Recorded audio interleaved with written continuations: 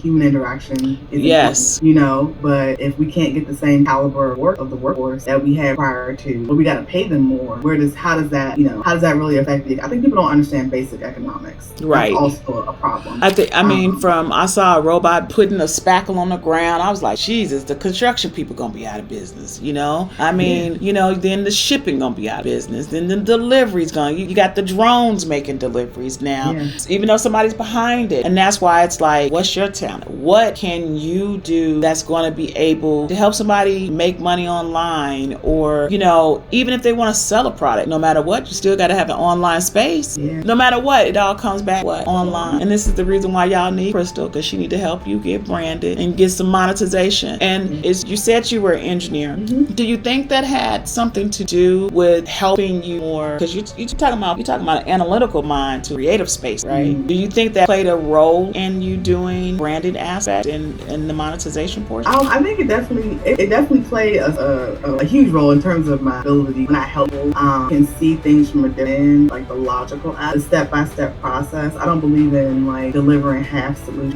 If you're gonna do this, you gotta do it right. You gotta go from A to Z, which is why my offerings are complete from the beginning, the front end to the back end. This is what you need. This is what I do.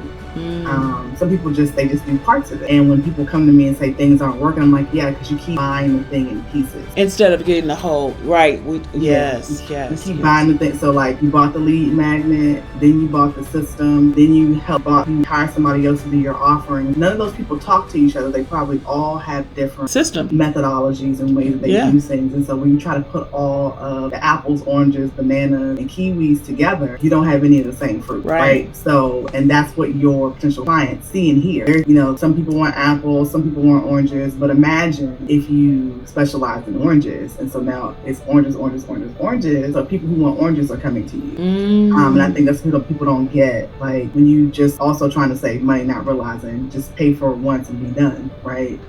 It pays to have someone have a holistic view of your business versus just piecemealing it, and then you trying to like make up the distance or figure it out. You're gonna end up doing the whole thing over anyway, because none of it makes any sense. Or you're gonna start something else because you got bored with it, and it's like, I can't figure it out. And am I telling the tale though? No, because people's attention spans is insane. Yeah, and that's definitely a social media, like being raised on like screens. You got 8 to 15 seconds, really 8 seconds to catch somebody's attention.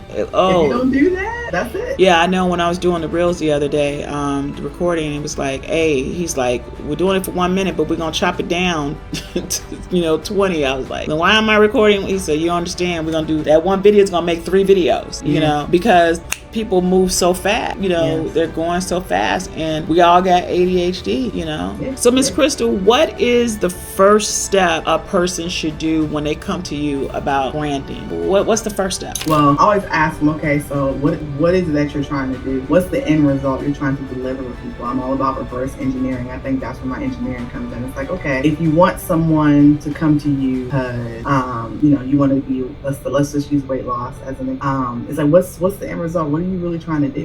And a lot of times people don't even know that. It's like, I just want to help. Well, no, we have to get very specific. So know what it is that you want to do. Like, what is the result you want to provide for your clients and people that come to you? If you know that result, we can build out your programs. We can build out your lead magnets. We can find your people. We can find your audience. We can build you a community. But you have to know the end result of what you can do, I think, also, and what you want to do. A lot of times people aren't realistic about what they actually can do. It's like, what's the greatest result you can deliver for your client? Greatest results in the shortest amount of time. That's what we want to market. That's interesting. So we shouldn't be worried about the logo.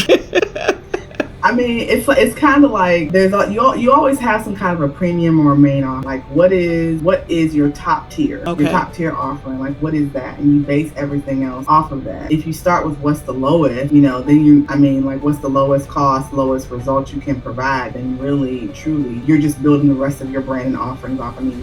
So that's deep. What's the best that you could possibly give people? If that's the best, you want to lead people to the best, not start from the worst, right? So start from the top, and then if they can't do, then you're giving them the ones that are below. And options. Yeah, so we want to have a value ladder. So we create a value ladder for your potential client versus just kind of like, well, okay, what are the things that I could do? And sometimes the things you can do don't belong in your offer suite. Like, you don't want to have too many options, so we have to streamline. We want to always give your clients the best.